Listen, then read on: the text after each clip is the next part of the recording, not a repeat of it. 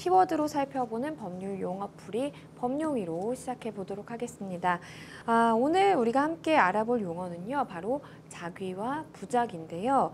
지난 5월이었습니다. 계곡살인 혐의를 받고 있는 이은혜에 대해서 처음에 이제 부작위에 의한 살인 혐의가 적용이 됐었는데 결국 이 수사기관에서 자기에 의한 살인인 것 같다라고 이제 봐서 혐의가 좀 바뀌었습니다. 그때 이 용어를 처음 이제 들어보신 많은 분들도 자귀가 뭐고 부작위가 뭐길래 같은 살인이면 같이 봐야 되는 것 아닌가? 어떤 차이가 있을까라는 좀 생각을 하셨던 것 같은데요. 오늘 좀 자세히 알아보도록 하겠습니다. 우선 자귀가 어떤 의미인지부터 좀 살펴주시죠. 예, 그러니까 자기라는 개념이 많이 이제 생소할 겁니다. 근데 얼마 전에 이제 뭐 영국의 여왕이 사망했는데 그 자기라는 단어를 많이 뉴스에 접하게 되죠. 그 자기하고 전혀 다른 개념입니다. 그쵸. 그래서 형법사 자기는 무언가를 한다는 뜻입니다. 이게 한자입니다. 이 자기가. 그래서 한자를 한번 보시면 자기의 의미를 한자를 보시면 우선 작자가 우리가 작동하다 그리고 그다음에 작품 이 작자가 만들어내다라는 뜻을 가지고 있는 의미입니다. 이 작자가. 그리고 위자를 보시면 우리가 보통 인위적이다 뭐 이런 많은 표현을 쓰잖아요. 위자가 무엇을 하다라는 걸 말합니다. 그래서 만들어내기 위해서 무언가를 하다라는 게 이 자기의 의미가 됩니다. 그래서 기본적으로 좀 이제 법적으로 말씀드리면 규범적으로 금지되어 있는 일을 의식적으로 행한 적극적 행위를 말하게 됩니다. 예를 들어서 좀 설명드리겠습니다. 우리가 이제 살인죄에 대해서 말씀드리겠습니다. 살인죄는 사람을 살해할 경우에 처벌되는 규정이죠. 형법에서는 살인죄에 대해서 법적으로 살인하지 말라, 살해하지 말라 규정되어 있습니다. 그렇기 때문에 법적으로 규정되어 있는데 자기가 살해함으로써 사람을 예를 들어서 칼을 들고서 누굴 찔렀다 이렇게 적극적인 행위를 통해 가지고 자신이 목적을 가지고 고의를 가지고 사람을 찔렀다라고 할 경우에는 살인죄라는 법률 규정이 있고 그다음에 저 사람을 죽이기 위해서 다른 사람을 죽이기 위해서 칼을 찌르는 있기 때문에 이럴 경우에 자기에 의한 살인죄가 성립이 되게 됩니다.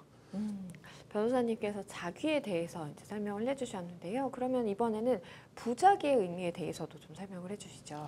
이제 자기라는 개념을 아까 전에 한자로 보셨잖아요. 여기에 아니 부자가 붙어서 부작이라는 단어가 쓰게 됩니다. 역시 한자로 한번 보시면요. 아까 전에 자기라는 개념이 있었지 않습니까? 한자가 그 앞에 아니 불자만 붙이면 부작위가 됩니다. 아까 전에 자기라는 말씀드렸다시피 이 반대되는 개념입니다. 그래서 아무것도 하지도 않는 행위를 바로 부작위라고 합니다.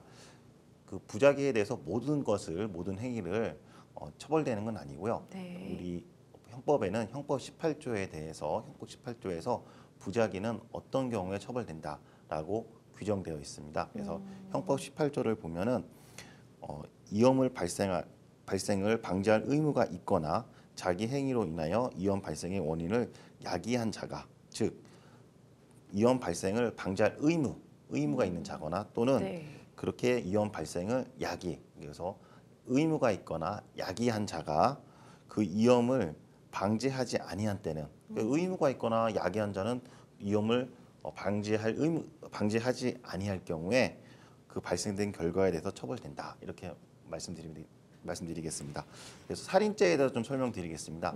살인죄에서 방금 전에 자기의 경우는 칼로 사람을 찌른 행위를 살인죄가 되겠죠. 그리고 어머니는 그 아이를 이제 각 태어난 아이를 밥을 줘서 그 식사를 시켜서 계속 잘 자라게 해야 될 의무가 있겠죠. 그런데 아이한테 영유아한테 식사를 안 주는 겁니다. 그럴 경우 어떻게 되겠습니까? 만약에 며칠만 방치해도 죽겠죠. 그렇죠. 그래서 일부러 의식적으로 아이를 죽이기 위해서 밥을 주지 않을 경우에는 아이가 사망하겠죠. 칼을 들지 않았지만은 꼭 칼을 든 것 같은 그런 행위가 평가될 수 있겠지 않습니까? 그렇기 네. 때문에 밥을 줘야 되지 않은 이런 행위, 아무것도 하지 않는 행위를 부작위라고 평가할 수 있고요. 바로 아이가 죽었기 때문에 부작위한 살인죄가 성립됩니다. 그런데 여기서 아무것도 하지 않은 무의라는 개념이 있습니다. 이 무의라는 개념은 아무것도 하지 않은 개념인데 부작위하고 또 다른 개념입니다. 형법상 18조에서 그 의무가 있거나 그다음에 위험을 야기한 자가 있지 않습니까? 네. 자기가 어떠한 위험 방지할 의무가 없거나 위험을 초래할 야기한 자가 아닌 사람의 경우에는 아무것도 하지 않아도 부작위가 아니라 바로 무위, 형법적으로 평가될 수 없는 무위라는 개념으로 정의짓게 됩니다. 네, 변호사님께서 자기와 부작위에 대해서 이제 설명을 해주셨는데, 그런데 이 부작위범 같은 경우에 진정 부작위범 그리고 부진정 부작위범으로 이렇게 나뉜다고 하더라고요. 그 차이가 뭘까요? 예, 부작위범이라는 용어도 어려운데 부작위범을 또 진정 부작위하고 부진정 부작위범으로 나눕니다. 이 나누는 기준은 법률의 문헌의 규정 형식에 따라 달라집니다. 예를 들어서 그 퇴거 요구를 받고 응하지 아니한 자, 퇴거 요구를 받고 응하지 아니한 자라고 적혀 있습니다. 이렇게 규정이 되고 있는 퇴거 불응죄 같은 경우는 명백하게 아니한 자라고 되어 있기 때문에 진정 부작위범으로 해당되고요. 그리고 부진정 부작위범은 이렇게 규정되어 있지 않는 경우를 말합니다. 아까 살인죄 같은 경우에 살해한 자라고 규정되어 있지 아니한 자라고 규정되어 있지 않겠죠. 그럼에도 불구하고 살인죄를 부작위 위한 사기죄가 성립되는 것은 구조할 의무, 그다음에 아이한테 밥을 줄 의무가 있기 때문에 부작위 위한 살인죄가 성립되는 겁니다. 네. 그런데 부작위에 의한 범죄 같은 경우에 이제 특수한 경우가 아니면 인정되지 않는다라고 이제 이야기를 하는데 그 이유에 대해서도 좀 설명을 해주시죠. 예. 부작위범이 성립되려면 진정 부작위범이 되려면 법률에 뭐뭐 아니한 자라고 규정이 되어 있어야 처벌이 됩니다. 그리고 부지정 부작위범 같은 경우에는 형법 18조에서 위험을 야기한 자 또는 그런 위험 방지할 의무 있는 자만이 부진정 부작위범으로 처벌되기 때문에 즉 진정 부작위범은 법률에 규정이 있어야 되고 그다음에 부진정 부작위범은 형법 18조의 규정에 해당되어야 되기 때문에 이러한 특수한 경우에 해당되어야 부작위범이 처벌될 수가 있습니다.